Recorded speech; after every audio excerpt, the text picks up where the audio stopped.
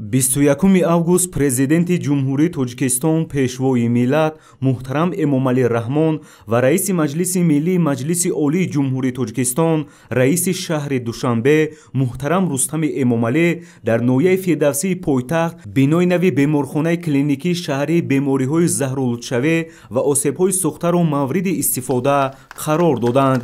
Бинои асосии беморхонаи клиникии шаҳрии бемориҳои заҳролудшавӣ ва осебҳои сӯхта дар шаҳри Душанбе аз 7 ошиёна ва таъхона иборат буда, дорои 167 ҳуҷра, аз ҷумла 105 ҳуҷра барои бистарии беморон бо 230 кат, шуъбаҳои қабул ва ташхис, ҷарроҳӣ, осебҳои сӯхта, бемориҳои заҳролудшавӣ, шикастабандӣ, асаб ва дигар ҳуҷраҳои ёрирасон иборат мебошад. корҳои сохтмонӣ дар иншооти мазкур соли 2022 оғоз гардида, бо истифода аз масолиҳи баландсифат мутобиқ ба талаботи соҳа ва унсурҳои меъмории миллӣ дар муҳлати муайяншуда ба анҷом расонида шудааст. зимни шиносоӣ бо шароити фароҳамшуда президенти кишвар муҳтарам Эмомалӣ Раҳмон ба сифати корҳои анҷомёфта баҳои баланд дода, ифтитоҳи чунин иншоотро ба истиқболи сазовори ҷашни пуршукӯҳи 35-солагии истиқлоли давлатӣ иқдоми шоиста ва намунаи ибрат арзёбӣ карданд. таъкид шуд ки ба фаъолият оғоз кардани муассисаи нави тиббӣ ки бо маблағгузории мақомоти иҷроияи ҳокимияти давлатии шаҳри Душанбе бунёд гардидааст, тӯҳфаи идонаи ҳукумати кишвар ба кормандони соҳаи тандурустии пойтахт мебошад. ифтитоҳи ин беморхонаи муосир бо таҷҳизоти навтарин имкон медиҳад ки беморонро дар сатҳи баланд ташхису муолиҷа гиранд ва ҷарроҳиҳои душвор дар дохили кишвар анҷом дода шаванд. шароити фароҳам гардида самараи ғамхориҳои доимии пешвои муаззами миллат буда, мо табибонро водор мекунад ки бо масъулият ба ҳар як шаҳрванд хизмат расонем ва ба беҳбудии сиҳатии ҷомеа саҳм гузорем. ифтитоҳи бинои нави беморхона бо шароити пешрафти соҳа воқеан ҳам ба рушди соҳаи тандурустӣ кишвар такони ҷиддӣ бахшида, барои тайёр кардани мутахассисони ҷавон низ заминаи арзанда фароҳам меоварад. миннатдории худро аз номи кулли кормандони муассиса ба пешвои муаззами миллат президенти ҷумҳурии Тоҷикистон муҳтарам Эмомалӣ Раҳмон ва раиси шаҳри Душанбе муҳтарам Рустами Эмомалӣ мерасонем ки чунин беморхонаи замонавиро ки бо тамоми таҷҳизотҳо муҷаҳҳаз мебошад ба мо тақдим намуданд.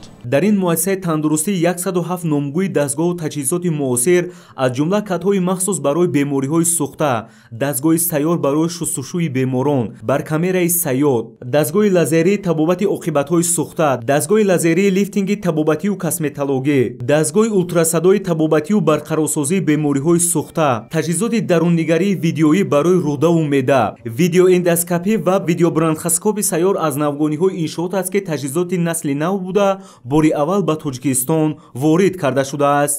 ин катҳои махсусест ки барои бемориҳои сӯхта истифода бурда мешавад ва ба Тоҷикистон якумин бор ворид шудаанд. ин катҳо барои табобати беморони маслуҳаташон калон ва барои пешгирии бисёр оризаҳои бемориҳои сӯхтаро пешгирӣ карданашон истифода бурда мешавад.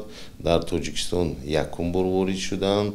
табобати беморонро пурзуртар ва хубтар бо чунин асбобҳо ва таҷҳизот бурдан мегирем. бартарияти ин катҳо дар он аст ки онҳо компрессияи мавзеи ҷароҳатҳоро кам карда, ҳарорати мавзеи беморро мутаддил карда, фишороваришро пасттар карда, бо чунин функсияҳои антибактериалӣ, функсияҳои регенератсионӣ ва функсияҳои ҳарорат барқароркунидро доранд ки оянда сифати табобати чунин беморҳои сӯхта аз истифодаи ин катҳо нақстар, хубтар ва беҳтар мегардад. ин дастгоҳҳое ки шумо мебинед баракамераи сайёр ном дорад ва бори аввал ба Тоҷикистон ворид гаштанд ва кори моро бисёр осон мегардонанд, зеро ки беморҳое ҳастанд ки муҳтоҷи зиёдшавии оксигени хун мебошанд. барои ҳамин беморҳое дар даруни ино ҷо мекунем, бо фишори баланд оксигена зиёд мекунем ва ба бофта ва хунҳо дохил шуда пешравӣ ва барои тез сиҳатшавии ваё мусоидат мекунад. ва инам бошад бо ғамхории бевоситаи пешвои муаззами миллат президенти маҳбуби кишвари мо ҷаноби олӣ محترم امام علی رحمان میباشه که مصاحبه همیشه دستگاه معاصر زمانوی گردیدیم و کوشش میکنیم که سطح و صفت خدمت رسانی طبی رو به حال کشور بهتر و خوبتر برآورده. همزمان رنتگن رقمی، دستگاه تشخیصی اولتراسادا، ثبت برقی دل و تجهیزات نادر تشخیص و معالجه از دولت‌های پیشرفته جهان وارد شدند که برای خدمت رسانی سطح بلند طبی به اهالی نگرانیده میشوند. در بیمارخانه 62 نفر طبیب صاحب تخصص و متخصصان جوان فعالیت دارند که در تشخیص، طبابت و جراحی‌های گوناگون تجربه بلند دارند. ما طبیبان جوان منتداری خود را به پرزیدنت کشور محترم امام علی رحمان و رئیس شهر دوشنبه محترم رستم امام علی بیان می نماییم که چنین بیمارخانه نو و زمانوی با استانداردهای بین المللی جوابگو می باشد تحفه نمودند. این اقدام شایسته امکانیت‌های بهتر طبابت و شرایط‌های خوبی کاری را فراهم آورد.